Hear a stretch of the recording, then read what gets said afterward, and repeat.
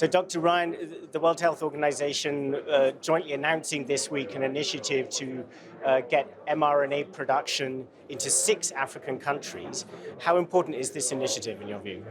Well, first of all, it's a groundbreaking step to have reached this point where we can transfer this technology and then disseminate that within countries. Is a major step forward for global health security. It distributes the capacity to produce these vaccines in the near term, but also in the long term. So this both gives us an opportunity to continue to develop vaccines against this current pandemic strain, but also for the future, it provides a fantastic platform for us to be able to move forward with having that built-in capacity. We saw in the beginning of this pandemic how difficult it was to scale up production, and it only got scaled up in a small number of countries, which led to a gross inequity in vaccine distribution. This is going to a great extent, help us to avoid that in future. But still, we're well over a year after a lot of these vaccines got approved. The rich world is onto boosters, it's onto 4th shots even in some places. Low-income countries, only 10% of people have had even a single shot. I mean, this inequity is still there, it's burning. How does that make you feel? We've seen this before. We've seen this with HIV. We've seen this with so many other interventions. It's most acute now because it's in our face every day. Bill Gates said here last night, he said, the inequity that we see it every day. This has been the case in global health for decades and decades. What's happened in this pandemic, that the built-in, structural, institutionalized inequity in the global health system is just represented every day like we're talking about it here today, every single day. So from that perspective, yes, it's horrific. But we have to do something about it. We can't let the horror of our reaction to the situation paralyze us. And I see this action needs to be at all levels. In distribution, we need to boost that transfer of vaccines to the south, but also, as we've announced, transfer the technology to the south as well. But some are saying that really what has to happen is opening up the patents, that's the crux of the problem. What's your current thoughts on that? Like all complex problems, there are complex solutions. It's not just one thing. There's no silver bullet that's going to completely unlock this. There's a mixture of measures. Increasing production, existing production, transferring that production, prioritizing contracts for countries with low vaccination levels, using the COVAX platform and initiative, doing the waivers of trips, and transferring technology. We need to do all of these things, and it's not just one thing. Now, how far is this inequity driving the progress of variants? We obviously saw where Omicron developed. How much are you concerned that is going to be further a problem in the months ahead of new variants coming because of low vaccine presence in those countries? The more intense the transmission is in humans, the more likely variants will arise. Viruses compete. They compete with each other to evolve and to survive. The more opportunities we give them, the more likely the virus is to further evolve. They're in an arms race between the viruses at this point. Unvaccinated people represent the best opportunity for the virus to infect, the best opportunity for the virus to establish an infection, and the best opportunity for that person to transmit the infection onwards. And in that context, it's really important that we vaccinate as many people as possible. Now, where are we in this pandemic in your view? The Omicron wave has gone very rapidly. It's infected a lot of people, but it does seem to have been milder. Are you beginning to have growing confidence that we're approaching the end or some kind of ending? I don't think we're going to end the virus. I think what we're really looking to do in 2022 is to end the public health emergency, end the emergency associated with the virus pandemic. And we can only do that if we can get vaccination levels up high, if we can get better clinical care. It's not, people aren't just dying from COVID because they haven't access to the hospital. Even when they have access to hospitals, there's no oxygen. They're exhausted health workers. So there are many things we have to fix. We need to increase vaccination. We need to rebuild and reignite our health systems and protect our health workers. We need to introduce antivirals into the clinical care pathway everywhere. We have another potential looming inequity arising now. We have new oral antivirals coming on stream. Are they going to be distributed the same way the vaccine was? Are we going to distribute them to the rich and not to the poor?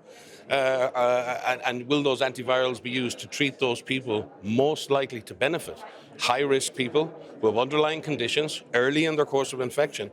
And if we're going to treat people early in the course of infection, we need to diagnose them earlier. So we need point-of-care diagnostics, antigen diagnostic tests, right at the primary healthcare level in both the north and the south.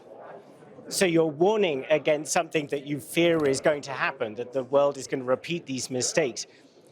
From everything you've said, it's very likely the world will repeat these mistakes. How frustrating is that for you to be the person always warning against things that you feel are inevitable? I don't like being Cassandra, and I'm not someone who's naturally pessimistic. And I'd like to, temper my comments. We've seen some terrible things in the pandemic in terms of inequity. We've also seen tremendous mobilization of science. We've seen tremendous solidarity in communities, people helping each other, communities reaching out to each other. So we're seeing the best and the worst of humanity in this, as we see in all crises. We see in war. We see the best and we see the worst of ourselves. And what the real question is, who wins? Which part of our culture, which part of our humanity wins out? Is it the part of our humanity that wants to work together, to collaborate, to be a collective in our response? Or is it that part of ourselves that focuses on greed and self-interest? And I think this is just the human condition. Someone once said to me, the problem with common sense is that it's not that common. You've been talking about science. Of course, not just the World Health Organization, but medical science as a whole has just been dragged into the limelight as never before in our lifetimes, I suppose. In many countries, science itself has become the target of almost hate in some quarters. The World Health Organization has been kind of stuck in the middle of all of this as well. How has that been for you as somebody who's a public health official on an international level, sort of caught in this maelstrom? What kind of an experience has that been? Not always easy, but it goes with the job. We're here to serve.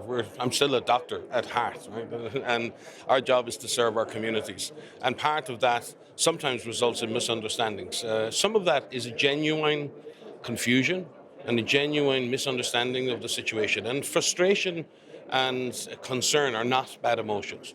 When people need to get good information, they need to have things explained, and it is our job to explain. There's a darker side, which is the misinformation and the disinformation side, and that active attempt to undermine science and to undermine public health principles. That has been much more difficult to deal with. But again, in the main, my experience has been that the vast majority of people are reasonable, they're rational, they need good information to make good decisions. There's a small minority at all levels in society, in politics, in every part of our system of individuals or groups who seek to gain advantage in a crisis. And they spread misinformation and disinformation that disrupts our capacity to save lives. You've come here to Munich, the Munich Security Conference. The World Health Organization has often been in focus. Dr. Tedros was here yesterday as well. But you get a sense here the world is transfixed on this crisis on the Russian-Ukrainian border. How much of a concern is that to you, the kind of the bandwidth, the attention of the world is just getting dragged away from a global pandemic, which has meaning to everyone around the world? This is a constant process for us. We have wild polio virus back on the African continent for the first time in years in Malawi, and a big response started there. We still have ongoing issues in Syria, in Yemen, in Afghanistan, in Ethiopia, and the awful situation unfolding in Tigray. So for us, this is a constant struggle. We're seeing fragility, conflict, vulnerability, climate stress, social stress, the pandemic have all just collided in a sense. And one is making the other worse. Now when we look to distribute vaccines around the world, look at the countries where we're struggling. The countries where we're struggling to get vaccine into people is increasingly the fragile and conflict-affected countries, the countries with ongoing humanitarian crises. So the destructive intertwining of these crises. If you look at the Sahel in Africa, climate stress, terrorism, fragility, conflict, and COVID together at the same time, and throw in cholera, yellow fever, and a few other things. Complexity is part of our reality now, and we can't distill things down to the one problem issue. We've got to deal with these issues in just as sophisticated and complex a way as they present themselves to us. And at the moment, we have to deal with that complexity. That's just a fact of life. Now, looking ahead, you said that this is the year where you want to end the public health emergency. If that happens, there's a risk of just sort of life moving on. What are the lessons that you feel are absolutely essential that politicians, that people take out of the experience that the world's gone through? Well, to be somewhat slightly cynical for a minute, my experience, I'm 30 years doing this in terms of epidemics and pandemics, you tend to start the next emergency response with what you finished the last one with. That's been my experience. We tend to get amnesia politically, we get amnesia scientifically, we get amnesia socially after a stressful event. It's a normal human thing. Let's forget that. Let's put that in the past and let's move on. And that instinct to move on is totally normal. It's totally rational. The problem is if we move on without learning those lessons as you've outlined, then we're going to be in trouble again. And we'll wake up in 2 years, 5 years, or 10 years and wonder, oh my God, we're back where we were before and we're no better in our response. So the real question is, will we do better the next time? And if we're going to do better the next time, we need an evolved global architecture for health emergencies. We need new governance, we need new financing, we need new systems, we need new tools, we need a new workforce to be able to deal with that. Pandemics are now a strategic threat to prosperity, to society, to the health system, to our populations. They need to be dealt with as a strategic threat, and we need an appropriate investment that goes with the level of threat that these events represent. If we can do that, if we can sustain and build better population-based interventions, better vaccinations, we can build better health systems and clinical health systems, protect our workforce, and if we can coordinate all that activity nationally and globally, then we will do better the next time. It's in our choice. Whether we do better in the next pandemic is 100% within our own gift, and that's really the challenge. And what would be one final lesson then for the World Health Organization, which has faced its own fair share of criticism as well? What's the lesson you take as an organization from this? The good and the bad. We as an organization have, under the leadership of Dr. Tedros, gone through a huge transformation over the last 5 years, transforming from classic sort of perception of a UN bureaucratic organization set in Geneva to much more being out there in the field, being present in the countries with our member states, much more focused on regional platforms, rapid response, our ability to process data and information, to evolve that. We've just set up, with the support of the German government, a new hub for pandemic intelligence in Berlin. So really, I think understanding for us and for our partners that we're no longer in a hierarchical system, be it in surveillance or anything else. We're in a new ecosystem. We've got a complex threat, and we need an ecosystem type response, a response that's agile, that's fast, that adapts quickly, and that scales quickly. And our problem, I think, in this pandemic was not just about stuff. It was about our ability to be agile, be rapid, to adapt, and then to scale our response appropriately. We were slow in that scaling of response everywhere. And I think that's going to be a challenge for us all, including WHO. But it's very difficult for us to do this as the World Health Organization. Remember, the World Health Organization is nothing more than the World Health Assembly, which is 194 states who work together on health. So we are, as myself, Dr. Tedros and others, we are the secretariat. We sit in Geneva. But it really depends now what our member states want to do. And the next World Health Assembly in May, Dr. Tedros has been asked by the member states to present a new vision for the architecture going forward for health emergencies. So watch this space.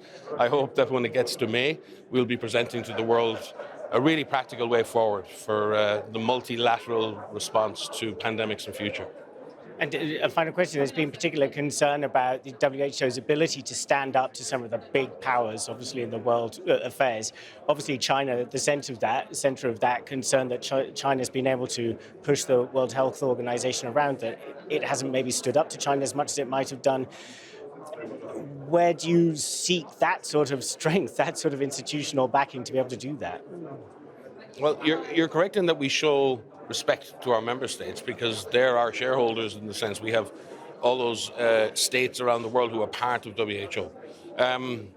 I would put it to you, though, that in public, yes, we remain respectful towards our member states and towards those who we work with. But I can guarantee you in private that is not the way we operate. So I think what we do is we engage, we collaborate, we continue to collaborate, we keep lines of communication open. Our overwhelming desire is to ensure that we remain fully engaged with our member states at all times. We never shut down that communication because communication is the way in which we get information, it's the way in which we influence what happens anywhere in the world. So we have to be very careful to maintain good relations with all of their partners, but at the same time, in private, to be able to put it to them when we feel that they need to do more. Michael Ryan, thanks very much for your time.